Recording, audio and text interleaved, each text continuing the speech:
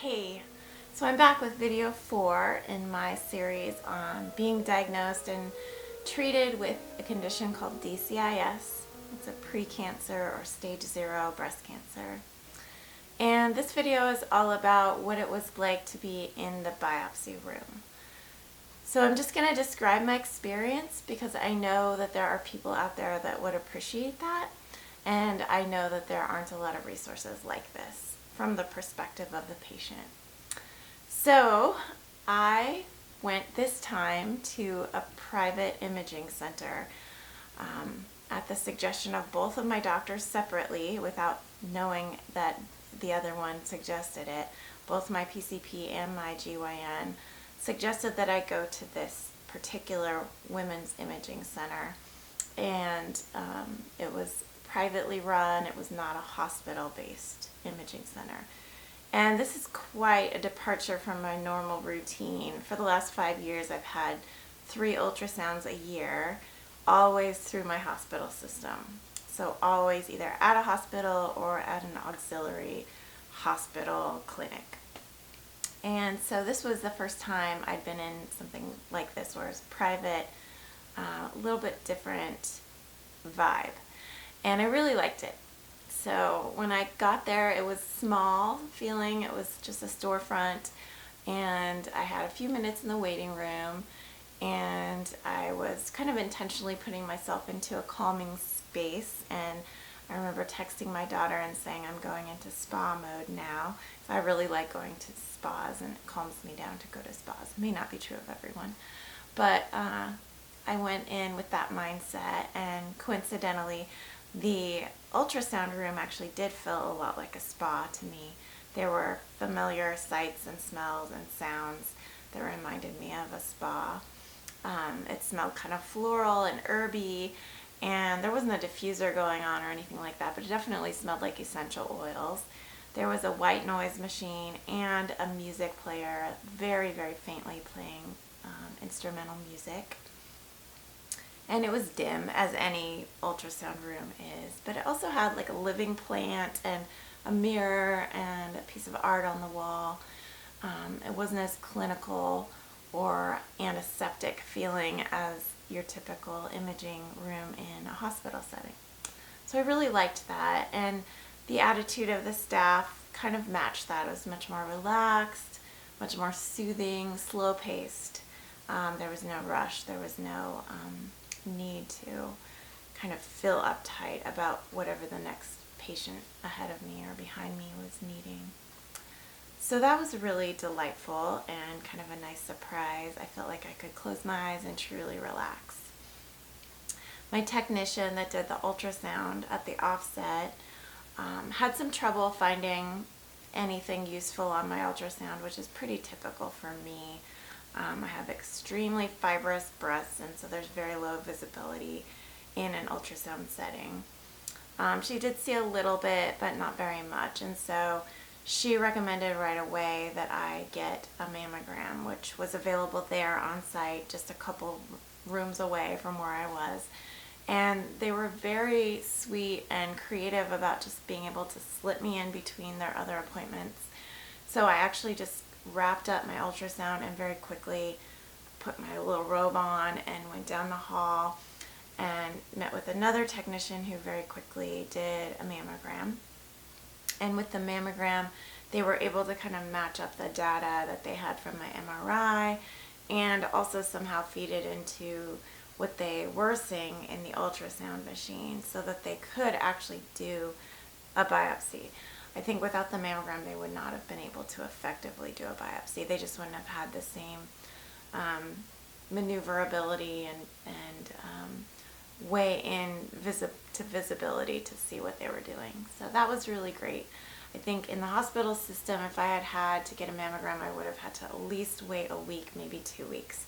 So I guess maybe that gives you some time to process what's happening to you, but for me, that would have been pretty long and frustrating. So I was really happy that it just happened that they had what I needed at that time.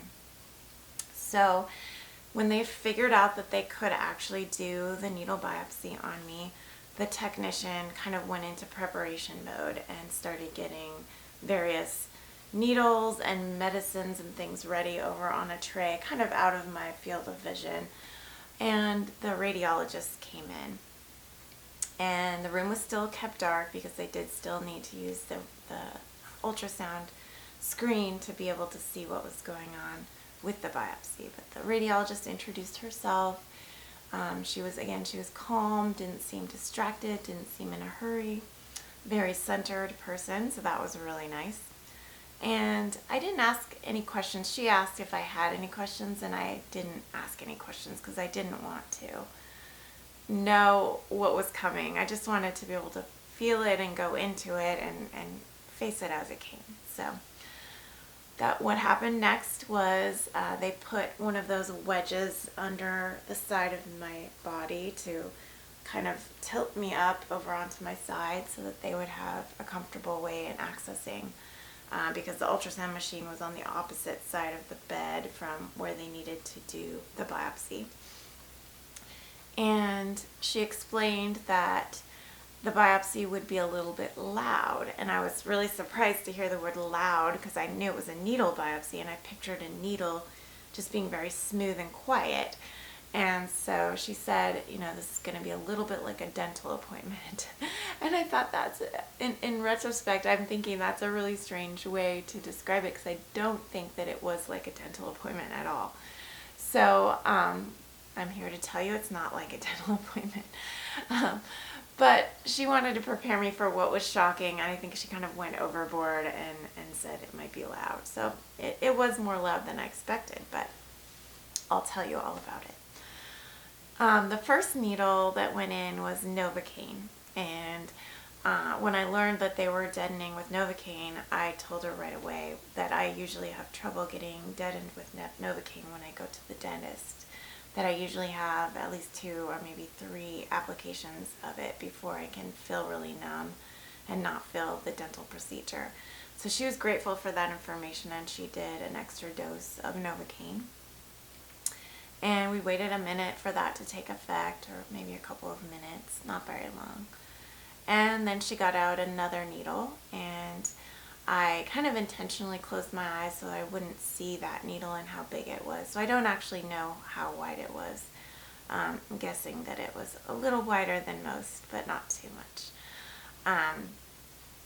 That needle, she was kind of deliberating where to put it in. She said that if it went in closer to my nipple, it would be more sore afterward. And so she was going to try to get it as far away from my nipple as possible. So she did. She went in a couple of inches from my nipple. And she went in 5 times total. She said that she would only go in a couple or maybe 3 times, but she had a really hard time getting a good sample. So it ended up being 5 times. And every time she went in, she took the needle out and then she would put it back in.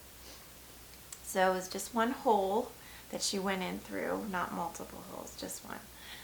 But the procedure for finding the right spot was a little bit difficult. I could tell that she was struggling a little bit.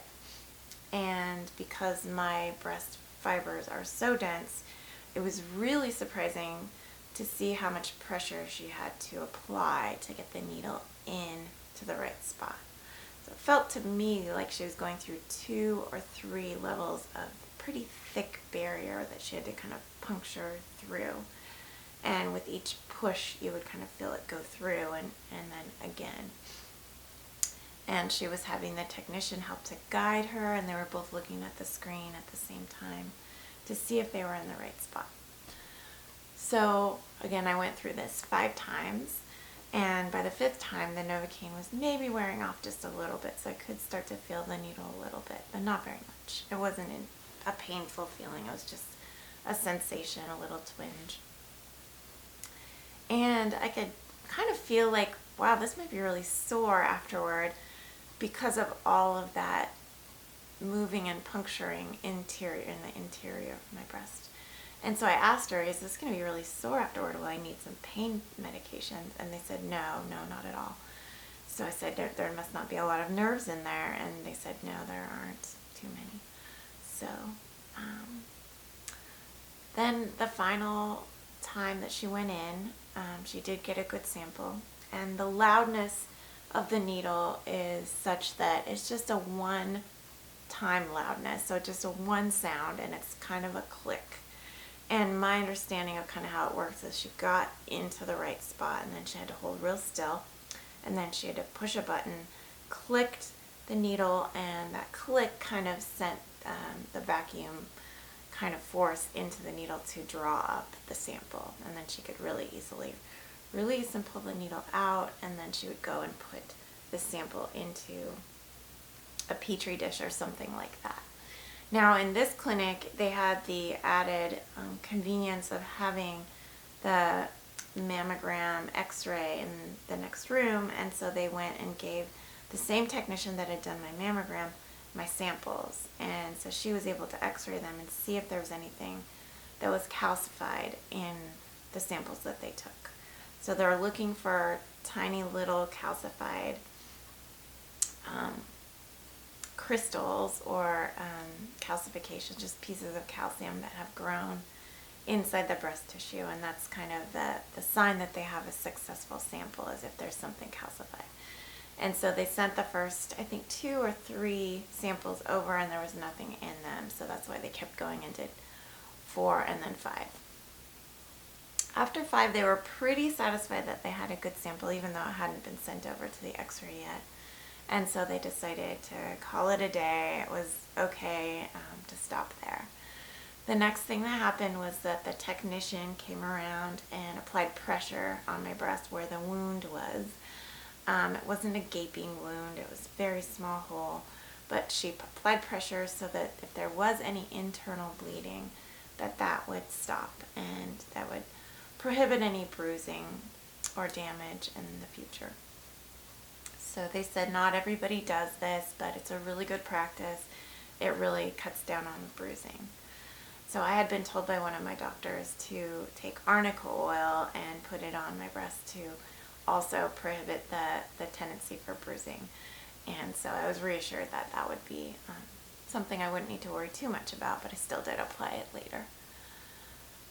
After she applied pressure, she used some little steri strips, so little strips of bandaging tape, very, very narrow ones, and there were about 6 of them in kind of a star formation over the wound, so keeping it closed from every side with those little strips about that long, a couple inches long. And then she put a bigger bandage over that, so a bandage about that big with just sticky tape around the edges, but mostly just a soft cotton pad in the middle. And then I happen to have this still. They gave me a little ice pack, and this was frozen at the time, and said that I should put it with the white part, not the plastic shiny part, but the white part facing in, and just stick it in my bra and allow that to stay in my bra as I drove home, just as a little bit of therapeutic treatment for the trauma that had happened. And so I did that, and that felt good. I didn't feel too cold or anything like that. And then I just took my time getting up. It had been, I think, probably at least a half-hour procedure where they took the biopsy samples. So just took my time kind of sitting up and reorienting myself, and then getting dressed, and that was it. Just walked out and felt a little sore. I was surprised, just a little bit more sensitive than I thought it would be, but not too bad. So not so bad that it hurt to have a bra on or anything like that. And they said not to take a bath or shower until the following evening, and that was no problem for me. Over the following days, I took the bandage off the following evening when I took a bath, and I did have a little bit of bruising, so I kept applying the Arnica Oil. The bruise never turned like purple or black and blue or anything. It was mostly just like a yellow bruise, and it was only about, like an inch or an inch and a half in diameter. So I think the most traumatic part of the whole experience was, the surprising part was just how tough my tissue was. It felt a little bit like, you know, kind of fighting with a bicycle tire with a dull needle or something, and like puncturing through like a thin tire or something like that. And just trying to picture, like, what is that like in there, and how is it healing, and what is that tissue? I think one of my questions for them during the procedure was, does this needle come anywhere near my heart? Because it felt like it was a really long needle to me. I don't think it was that long, but it felt like it was, just because she had to kind of push it in with graduating pressure and amounts of space. And they said, no, we always go in from the side, and so there's never any risk of puncturing into a heart or an artery or a vein that would be major. So that was reassuring. And I definitely felt that way. I never felt lightness of breath or faint or anything like that. So I think the Novocaine wore off, you know, within the hour. And I think the first night, I think it was a little bit difficult to know how to sleep and try to figure out how to cater to it so that I didn't hurt myself while I was sleeping. And the next day, I didn't do any exercising or anything like that. I didn't do any exercising for a couple, maybe 3 days. I think the biggest effect that it had on me was just the trauma of having someone going in kind of forcefully into my body. So I think a lot of times when that happens, we're asleep or, you know, on anesthesia. And so it's just interesting to be awake and to see that happening. And so that would be my main takeaway, is just like to allow yourself to feel the impact of that very unnatural procedure. And to know that you're going to heal from it and your body's totally fine. Like I said in my last video, there was one moment that was a little bit of anxiety for me, where she asked me if she could put a little, tiny little fleck of titanium inside my breast to mark where she had been. And that was something I just had a really hard time making my mind up about, and I think she could tell that.